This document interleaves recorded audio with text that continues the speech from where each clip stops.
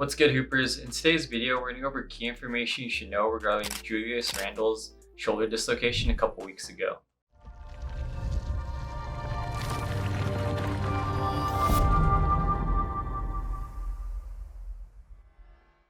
My name is Dr. Gabe Ignacio, Doctor of Physical Therapy, board-certified orthopedic clinical specialist, and co-founder of the Basketball Doctors. Like I mentioned in this video, we're going to go over key information regarding Julius Randal's injury. We're going to dive in depth of the mechanism of injury, what immediate care looks like, what potential tissues can be damaged when that happens, and how long to expect him to be out for. Alright, we're going to dive right into the mechanism of injury. And as you can see in this video here with Julius Randal, he's in transition, going hard for a layup, and when he gets contact in the air, he notices that he's going to fall pretty much right on his body. And as a natural instinct, he stuck out his right arm to brace the fall. All the force that transmitted it up forces the glenohumeral joint or the shoulder joint to come forward or anteriorly. And as you can see, when he got up, it's more of a sign of dislocation because his arm's kind of dangling. He can't really move it or support it. And if you look really closely, his right shoulder is a little bit more depressed, and there's kind of like a divot or extra gap between his glenohumeral joint versus his left side. So as a sports physical therapist and athletic trainers, that's kind of signs we look for when an athlete comes to us of a subluxation versus dislocation. So a subluxation is when glenohumeral joint goes out of place and comes right back in. And when a player gets up, they'll notice that shift that happened, but they're able to support their shoulder. They're able to move it a little bit. They might feel a little bit weak, maybe have a little bit of numbness or tingling, but they look way more supportive than when a dislocation happens. So when a dislocation happens, the glenohumeral joint stays out of position and doesn't relocate back in on its own. So as you can see, Julius Randal, like what we mentioned, the arm doesn't seem like it's in place. So he runs immediately and tries to get some help. So what does that mean for immediate care? So the first thing we want to do is get that shoulder joint relocated or reduced as soon as possible. But contrary to some people believe, it's actually really unsafe to forcefully force that glenohumeral joint back into place. And in some states, depending on where you're at, sports physical therapists and athletic trainers aren't allowed to actually relocate that joint. The reason that is because there's the nervous system or brachial plexus that runs through that area. If you pull on it or forcefully move it, you might damage that nervous system or other structures, which can cause like permanent damage, whether it be nerve, tissue, bone, other things that we'll get into in a little bit.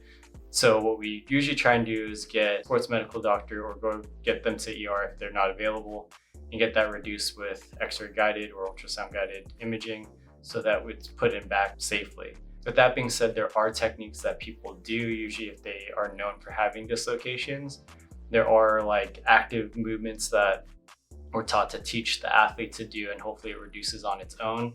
But sometimes if this is your first one or it's been a long time since you've had a dislocation, it won't relocate on its own doing those techniques. So that's when we try and get someone to the ER immediately or see a medical doctor as soon as possible to get that reduced safely. Once it's reduced, we try and immobilize the joint for the first 24, 48 hours to let everything calm down, set like a more optimal environment for that tissue to heal.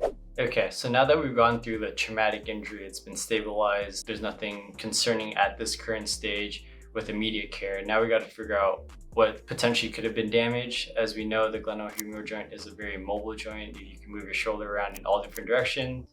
With that being said, there is a potential of a lot of things being damaged. So usually we get an X-ray first to rule out any fractures, check just general bony positioning, as well as like space between the joints. And then you'll usually get an MRI or a CT scan depending on what the orthopedist recommends.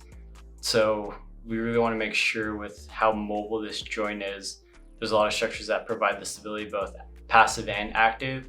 So there's a lot of things to tease out. So the first thing, which we really want to make sure there's no compromise of these tissues, is the nervous system or the blood vessel system. Like we mentioned, there's a bunch of nerves and arteries and veins that run through this area. That's what makes it very complicated. And we want to make sure nothing is damaged when it dislocated and when it's reduced back in, because it can cause permanent damage or worse, limb loss. If you nick an artery, you got to do as much as you can immediately to save that artery and to save that arm. Nervous system, if you nick the nerve, hopefully it's not permanent damage where you might get numbness or tingling or permanent weakness and kind of lower all the way down into the like fingers and hands, forearm, upper arm or shoulder. So you really want to make sure none of that is compromised. Next, you want to make sure the bones are good. The closest ones is the scapular shoulder blade, the humerus, both the humeral head and the glenoid of the scapula. And also, since he fell out on an outstretched arm, you want to make sure the fingers, the hand, the wrist, the forearm are all good as well. Further on top of that, you want to make sure the cartilage that attaches on the bone and kind of is the lubrication and connection between the bones. You want to make sure that there isn't any damage to the cartilage as well, and that's usually seen in an MRI. And after that, you get more to more classic or more known things like the labrum, similar to John Morant. If you haven't seen that video, click the link in our description below. It goes a little bit more into what a labrum is, and that's a potential that happens when you have a subluxation or dislocation. And for John Morant's case, he had a subluxation that compromised the labrum. And then you have your ligaments. There's a lot of ligaments in the shoulder joint. And then all of the muscles and tendons that interact with the shoulder joint. There's plenty of them, so you really want to make sure none of those are compromised. All right, so now that we know what potential structures can be damaged, for Julius Randal's specific case, there wasn't a detailed MRI report that came out. That happens a lot of times just for person confidentiality, and it's not fair for everyone to know everything that's going on. So there's a lot of speculation right now of what is potentially going on. Last that I've heard is that he's still deciding between having surgery or not.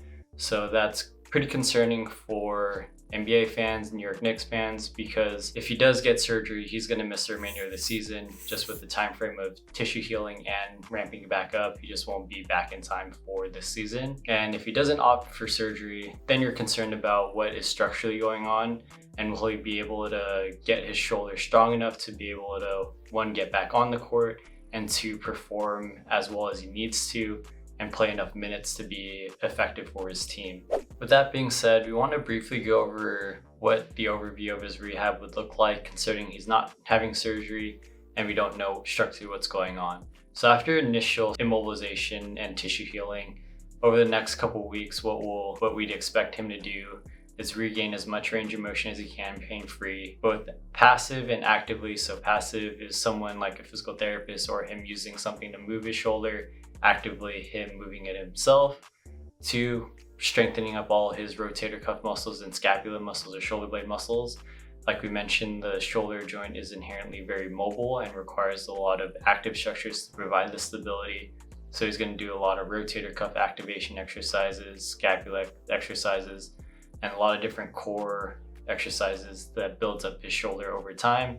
That starts from like isometrics and neutral to different degrees of range of motion to full range of motion in all different degrees to build up the strength in his shoulder. Once that gets strong and progresses and his range of motion looks good, he'll start doing some weight bearing exercises, a lot of different perturbations of trying to move his shoulder and him staying strong.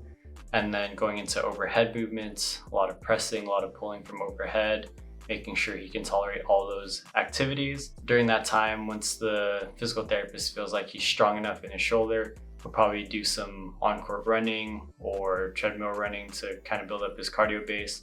In the meantime, he'll probably be doing some off-feet cardio just to keep that shoulder joint stable and not allowing a lot of stress to happen with running until he's ready for that. After he gets through those initial parts of rehab, then he'll do more of like your return to sport and on-court activities like plyometric training, skills training, rebounding, and then work his way into 1-on-1, 3-on-3, 5-on-5 live, and then build up his practice times into like live scrimmages. And then once he gets through all of that with no setbacks, then he'll make his return to game time with limited minutes and progressive over time. So if things go well, we hope that Julius Randal can progress through his rehab and have no setbacks or concerns of requiring surgery. Hopefully get back to his level of play, because at the end of the day, we want him to be at his best and perform at his best and not be a shell of himself by not opting to have the surgery or coming back too soon. So it's hard to give a time frame, but I'm hoping in the next 4 weeks, he's at least integrating back into playtime. If not, they're probably gonna take their time with rehabbing him and getting him back. Because like we said, there's still a lot of things up in the air we don't know. Once we get more information, we'll provide an update. If you guys enjoyed this video and learned something new, help us meet our hoopers, help us with the YouTube algorithm by liking, subscribing, sharing with your family and friends. If you have any questions, Comment below if you ever had a shoulder issue, whether it be a strain, dislocation, subluxation, weakness, tightness. Let us know below, or send us an email at info@thebasketballdoctors.com. Same thing, send us an email if you want to work with us in person or online. Like always, we are the Basketball Doctors. Let's ball for life.